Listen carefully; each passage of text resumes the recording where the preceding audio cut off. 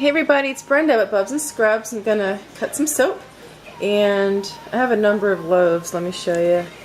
Let's see. I'm trying a new angle today, and I know the color isn't great, but I have a few restocks and then something's a little different, a little new. So let's see. We're gonna try this angle and see if this works. Okay. So first one up is Lemongrass, which is a restock. I made it before and it's been a little while since I made it again. So let me test out how to show things. Alright, so this is lemongrass. And I have little bits of tea in there. So you know what I want to do actually this time around?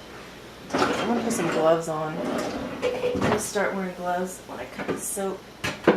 Sorry for the noise in the background, because of course I can't figure out where I put them. Alright, I found them. So sorry about this.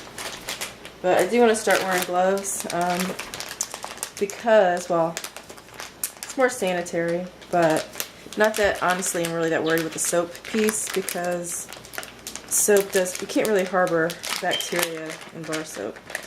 But the reason being, I don't want fingerprints on my soap.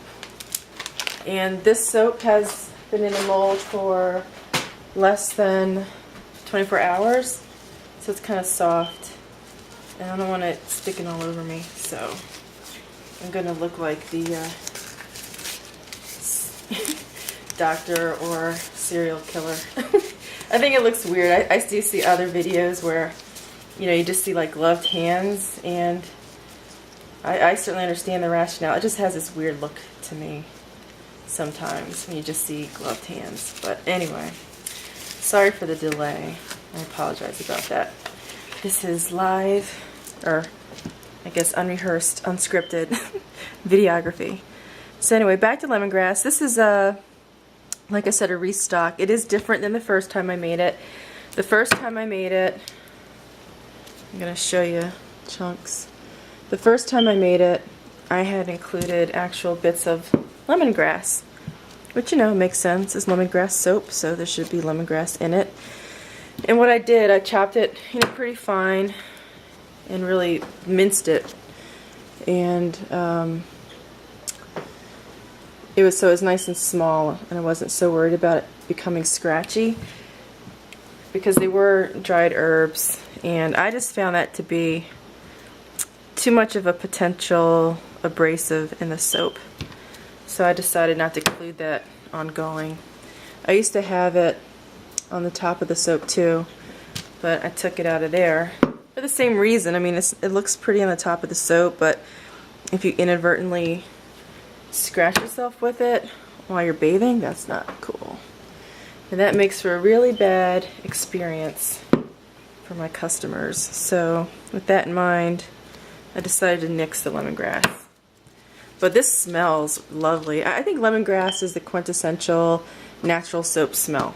I really have to give it up for lemongrass, because it just has that, it's a citrus obviously, but it has this herbal, light citrus scent that is just clean and fresh, and just smells so natural.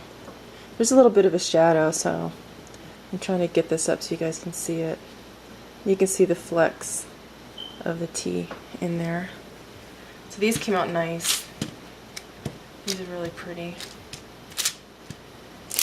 I don't like for my soap to look too homogeneous, because I think that's kind of boring. And I think I've probably said in another video, I get bored pretty easily. I need to keep things interesting. So I went back to my old soap formula, which allows me to, it has a much better texture.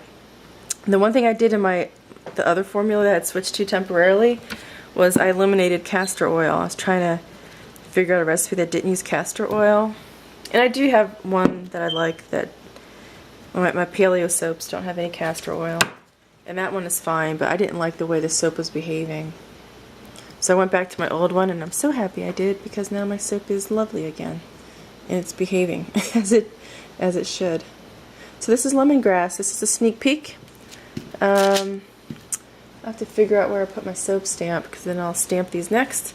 And then you'll see me in the same gear in some other videos because I have these guys to chop up too. Thanks for watching.